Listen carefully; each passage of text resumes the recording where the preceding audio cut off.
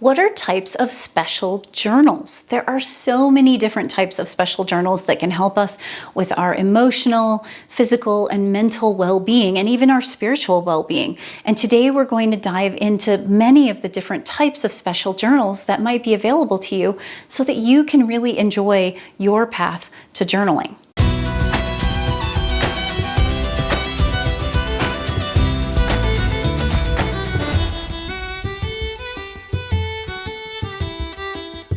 Welcome, I'm Kim Marie, and this channel is all about supporting women to step into their most empowered self so they can live their most fulfilling life.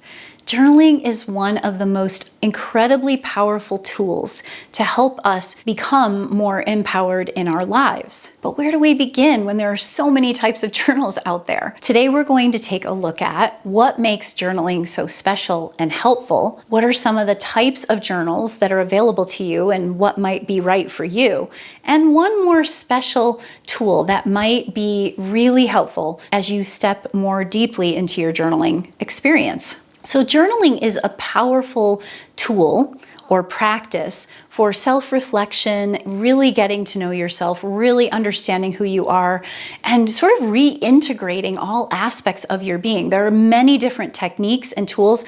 I have a journaling as a path to come home workbook that I encourage you to download. It's really a wonderful free gift that will help you see all kinds of different methods and processes and techniques that you can use to step into journaling. But I want to talk today about the special types of journals and why special journals in particular might help us. When it's a special, and by special what I mean is it's addressing maybe one particular area of our life. Maybe it's connected to physical, emotional, or mental, or spiritual, or maybe it's connected to certain specific tasks or experiences or times in the year. And I'm going to get into what some of the types of special journals are. But this idea of using a special journal is such a powerful tool to help us start to make changes in our life wherever it is that we want to make changes. So for instance, if we're trying to master our emotions and stop flying off the handle whenever something triggers us,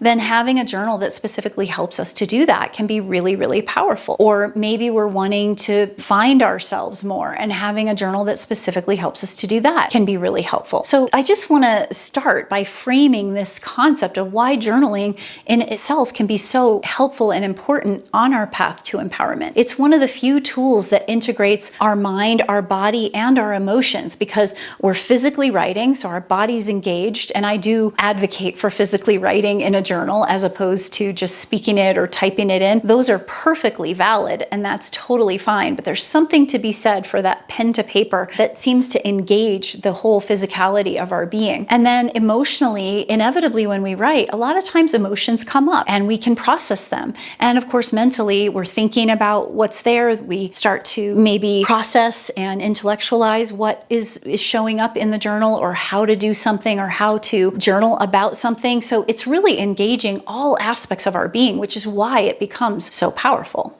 What are some types of specialty journals? We're going to list a number of them, not just 2 or 3 types of specialty journals. First is gratitude journals. Many of you have heard about this. I think gratitude journals can be really, really powerful, and I personally love using them for far more than just listing a few things you're grateful for. That's conventionally how they've often started, or people will work with them, is to list out, 5 things you're grateful for at the end of the day. That's actually a really wonderful practice. It helps us tap into the present moment, recognize what is really good in our life when we tend to focus on what's not working in our life. It brings a sense of mindfulness, and it brings a sense of calm and peace that life really does have beautiful, wonderful things to offer. I like to elaborate on those things. I might list the thing that I'm grateful for and then elaborate on why I'm grateful, what it makes me feel, what it does for me, and really express the gratitude in the journal. Another special type of journal is dream journals. Now, dream journals are really amazing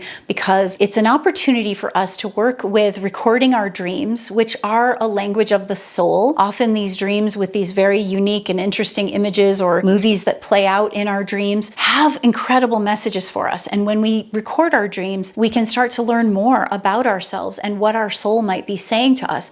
It's a way of tapping into the subconscious and determining what it is that might be going on there that can help us feel more empowered in our life moving forward. Our dreams are very, very powerful in learning more about what we need and who we are. Travel journals are another type of specialty journal. These can be really wonderful. I remember years ago, I took a trip to Fiji and I kept a journal and I just jotted down everything that I did during the day. And it helped me to integrate and digest and process what I was experiencing in this very foreign land that I was in. And I still to this day love to go back and look at that and remember the names of the people that I talked to, some of the Fijian language that I learned, some of the ways in which I experienced new activities and what that meant to me. So a travel journal can be a documentation, but also an opportunity to kind of revisit an experience that you had. Another type of special journal is an art journal. Art journals are a beautiful way to creatively express and bring creativity to life. And we can use them in so many different ways. I've seen people do collage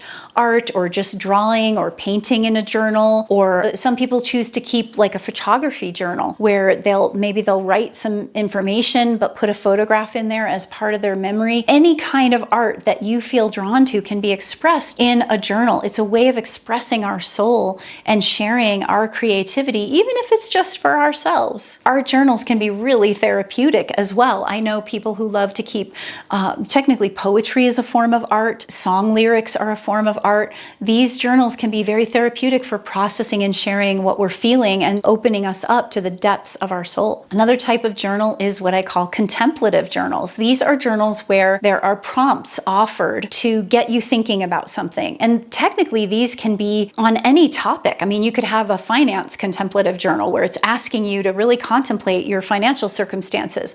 Or you could have a spiritual contemplative journal that is asking you to contemplate your relationship with Source and Creator and how your spiritual life unfolds before you. So it's really full of wonderful prompts. And of course, you can give yourself your own prompts. Any of these can be done with a blank journal that you can initiate yourself and create on your own. There's also the daily diary journal. This is where you can record a little bit of what happens each day in your life. Some people love doing this. I have a friend that journals weekly in the same kind of way, and he just chooses to record his weekly activities and weekly experience. He doesn't do it daily, but it's the concept of just recording and jotting down what's going on, what happened during the week, what you're feeling, what you're noticing, if you feel like you're on track to your goals or whatever it is that you want to share. It's really just this opportunity to sort of capture things as they unfold. Many authors love to use daily diary journals to document their experiences and ultimately write a book about their experience, like a memoir. Now, another type of specialty journal is what's called a bullet journal. Maybe you've seen some of these. Most of them, many of them, I think they were called bullet journals in the first place because they have those bullet grids. It's like little dotted lines instead of solid lines. And the dots are meant to allow you to draw lines and design the pages as you want them to be. And you can create a planner with that, or maybe you want to create a daily diary or some kind of other journal. And people have gone crazy with bullet journals in terms of adding like washi tape to decorate them and other stickers and colors and using colored pencils or markers to make them really special and personal. And those little bullets kind of help them have guides to design the pages as they wish. They often have indexes in them that help index what the journal pages are so you can quickly turn to different things in them. And these can be absolutely anything. Technically, a bullet journal can be a form of art journal or contemplative journal or anything that you want it to be. But the idea is that you can design them to capture what it is that you want to capture and have it designed specifically the way you like it to be. Another type of journal that can be really helpful is tracking journals like food and fitness. A lot of people love to be able to track what food they ate and notice maybe what emotions or feelings they have after eating it. This can be a really powerful tool when it comes to understanding your own dietary needs. I know for me, it was often helpful. I have had a lot of dietary sensitivity over the years. And so sometimes I would have periods of time where I'm like, oh, I'm just not feeling right. What is causing it? What is triggering it?